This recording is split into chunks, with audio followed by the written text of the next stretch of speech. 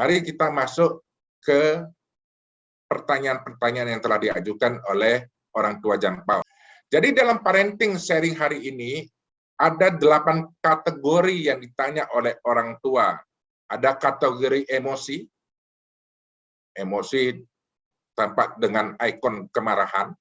Ada emosi lagi dengan ikon kesedihan.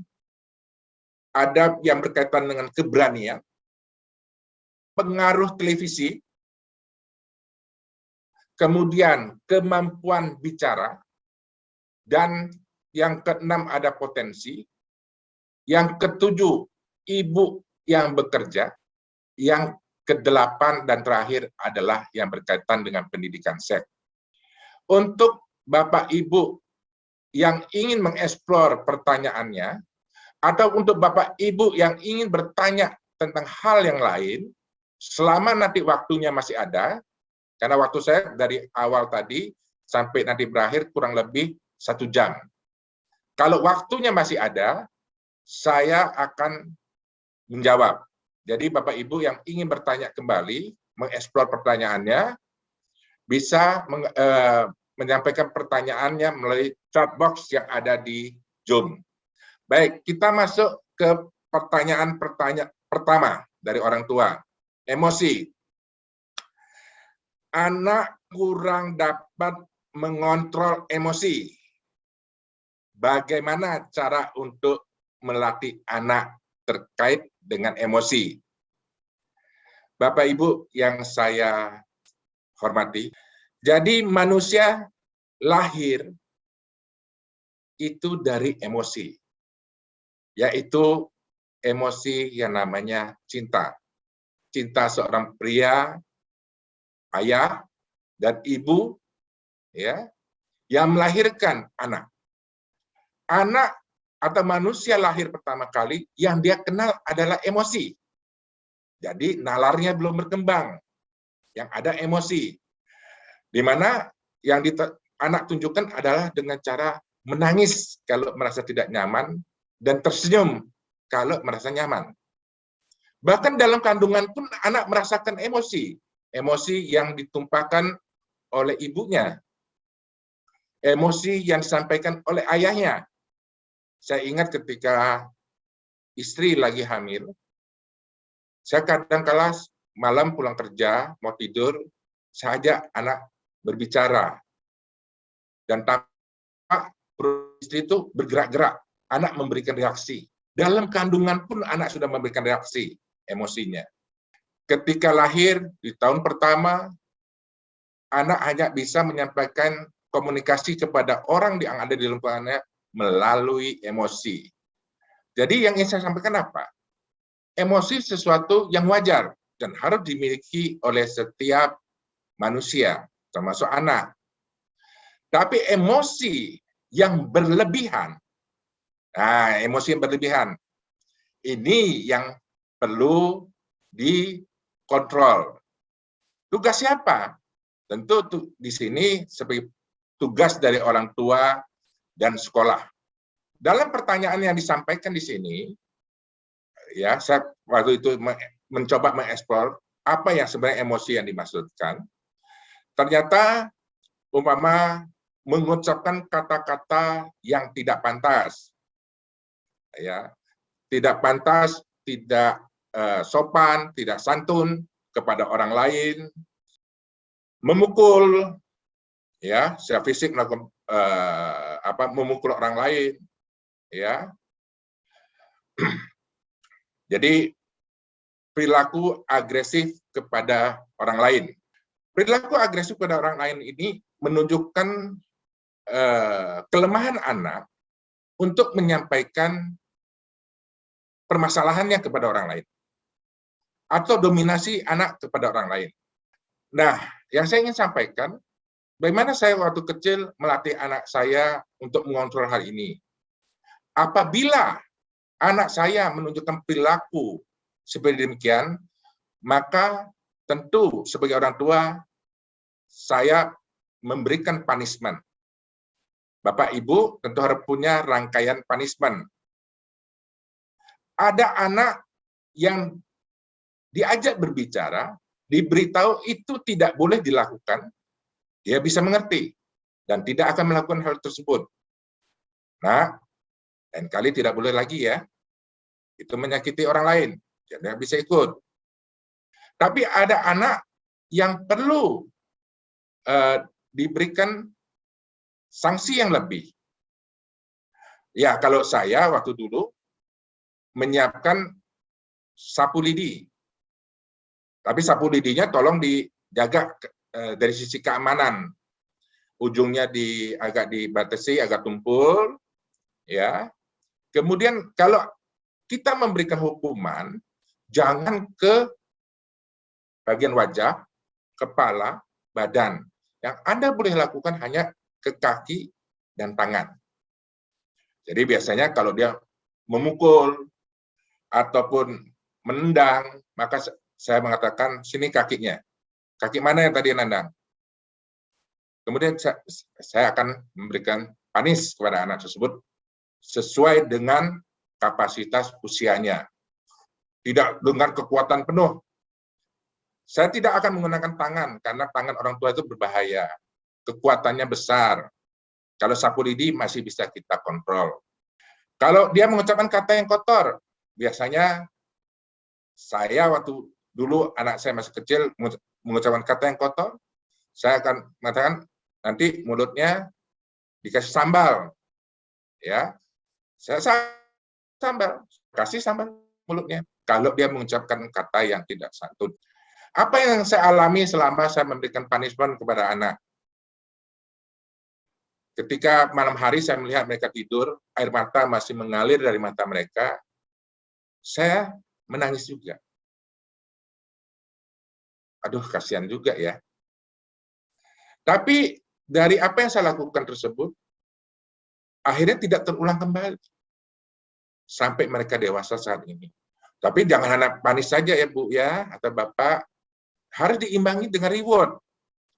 Ketika anak tidak melakukan perilaku tersebut, kita harus reward dengan pujian, dengan hadiah. Wah, ini sudah berubah nih. Nah, kayak gitu bagus dan seterusnya. Jadi kita memberikan juga reward kepada anak. Jangan hanya panis. Kalau anak salah, kita panis. Kalau dia berbuat baik, kita biarkan. Itu tidak boleh. Harus ada keseimbangan antara reward dan punishment. Pertanyaan yang berikut. Sudah saya pukul, sudah saya marah, baru dikasih tahu saat ini, setengah jam lagi terjadi lagi. Anak memang satu ingin mencoba kembali. Apakah orang tuanya konsisten nggak? Kita nggak konsisten, capek dah. Orang baru berbuat, dia ngulang lagi, masa kita hukum lagi? Jadi anak akan mencoba kembali. Atau anak juga bisa lupa bahwa perilaku itu tidak boleh. Jadi yang bisa saya sampaikan adalah anak perlu diberikan reward and punishment dalam mengontrol emosinya, baik itu di rumah maupun di sekolah. Tapi saya ingin mencoba untuk menelusuri kenapa anak memiliki emosi seperti ini. Anak memiliki emosi seperti demikian karena dia mencontoh. Coba Bapak Ibu evaluasi kembali di rumah. Apa yang dia contoh? Televisi? Dengan tontonan-tontonan kekerasan? Seperti Smackdown, ya, seperti Tarung Bebas, dan seterusnya. Di mana tokoh-tokoh yang tampil bisa mengeluarkan kata apapun dan melakukan perilaku apapun. Atau games di mana dengan melakukan pemukulan sampai musuhnya terbunuh, darahnya keluar, kemudian anak dapat reward dari game tersebut, mengumpulkan poin yang dia kumpulkan, menunjukkan kehebatannya, atau YouTube. Dia melihat penyanyi rockers, dia suka dengan lagu-lagu rock, di mana tokoh yang ada di sana bergerak dengan begitu liarnya, anak akan mencontoh itu semua. Jadi, saran saya untuk Bapak Ibu, yang anaknya masih di PAUD, tolong usahakan kuatkan diri Bapak Ibu untuk tidak mengizinkan anak nonton, bermain, hal-hal yang telah saya sebutkan sebelumnya. Karena terus terang, kalau dari apa yang kita lihat perkembangan sekarang ini, pengaruh games baik di handphone, ya, dan lain sebagainya, itu besar sekali. Gangguan pada anak-anak banyak sekali dialami saat ini pada perilaku anak. Jadi games itu mempengaruhi perilaku anak. Oh, nanti anak saya kuper, anak saya kurang pergaulan, nggak update, anak-anak lain bisa, nggak apa-apa kok. Kok anak-anak lain main game nggak jadi masalah, kok anak saya bermasalah. Tadi sudah saya sampaikan, tidak semua stimulus akan sama dampaknya kepada anak kita. Ada anak yang dikasih game tidak berlaku agresif, bisa. Ada anak yang malah sebaliknya. Kalau anak kita yang sebaliknya tadi menunjukkan emosi yang tidak terkontrol, maka mau tidak mau dan harus kita kondisikan untuk tidak menerima pengaruh yang negatif pada dirinya. Sampai anak cukup dewasa memilah bahwa hal tersebut tidak benar. Saran saya kepada Bapak Ibu yang mengalami kondisi ini, luangkanlah waktu. Ceritakan kepada si anak tokoh-tokoh pahlawan, hero, yang tidak pernah memukul, yang tidak pernah mengucap kata kotor dalam kehidupan perjalanan ketokohannya. Karena sekarang ketokohan banyak diwakili dengan kekerasan. Dia superhero-nya mengucapkan kata-kata yang tidak pantas, melakukan tindakan yang tidak pantas. Sehingga dicontoh, saya kok ingin jadi dia. Nah, anak mengidentifikasi dirinya menjadi tokoh tersebut. Ini yang perlu kita hindari. Tapi sekali lagi saya ingatkan, perubahan itu progres ya Bu dan Bapak.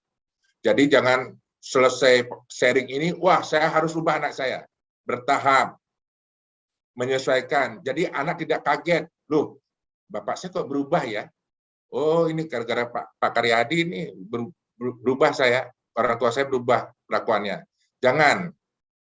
Jadi bertahap, apa yang harus kita perbaiki. Dan jangan pernah menunda. Bapak Ibu menunda memberikan punishment atau reward. Oh nanti aja lah. Sekali lakukan kesalahan, catat. Awas ya, nggak boleh lagi ya. 2 kali, 3 kali, oh, baru dihukum, baru dipanis. Jangan, anak lupa. Anak tidak mengkumulatifkan perilakunya. Jadi ketika kita melihat perilakunya salah, harus kita terapkan panis pada anak. Tapi yang jelas ketika anak melakukan emosi yang tidak terkontrol, pertama yang dilakukan adalah kita menenangkan anak tersebut. Jadi dengan kekuatan sebagai orang tua atau guru, kita harus tenangkan dulu. Supaya dia tidak memukul, menjambak, menendang. Kita harus tenangkan dia dulu. Kasih dia duduk, kasih dia tenang, kemudian kita memberikan dia punishment. Tapi punishment harus diiringi dengan penjelasan. Jangan hanya segera memberikan punish kepada anak tanpa ada penjelasan. Jadi Bapak Ibu harus menjelaskan pada anak, kenapa anak dihukum, kenapa anak mendapat reward. Jangan hanya sekedar, oh ya, ini kasih reward. Enggak, kita harus jelas kepada anak, saya kasih reward karena kamu tidak seperti ini reaksinya. Dan tentu nilai-nilai keluarga, agama pun kita perkenalkan. Ya. Dan yang paling, yang pengalaman saya yang paling buruk pernah terjadi, bukan pada case ini, adalah ternyata yang memberi pengaruh besar juga adalah orang tua. Jadi orang tua di sini bukan hanya sekedar ayah ibu, tapi orang dewasa yang berada di sekitar anak. Jadi dia melihat ada orang dewasa meluapkan emosi kepada orang lain begitu saja, dan seringkali, bukan sekali, seringkali dia melihat itu karena berada di lingkungan rumahnya. Dia akan meniru. Jadi biasanya anak-anak mudah meniru apa yang dia lihat, apa yang dia dengar, apa yang dia lakukan. Jadi saya harapkan untuk Bapak Ibu yang bertanya permasalahan bagaimana mengendalikan emosi anak, ya yang jelas hilangkan stimulus pada anak tersebut supaya dia belajar tidak meniru, kemudian beri stimulus baru dengan cerita, dengan pemahaman agama sebatas usia anak, kemudian beri punishment dan reward kepada anak dalam perilakunya. Catatannya yang paling penting adalah orang tua yang konsisten hari ini. Saya harap penjelasan saya untuk kategori pertanyaan ini cukup menjawab pertanyaan Bapak Ibu yang telah mengirimkan. Apabila tidak, silakan chat box saja di Zoom ini.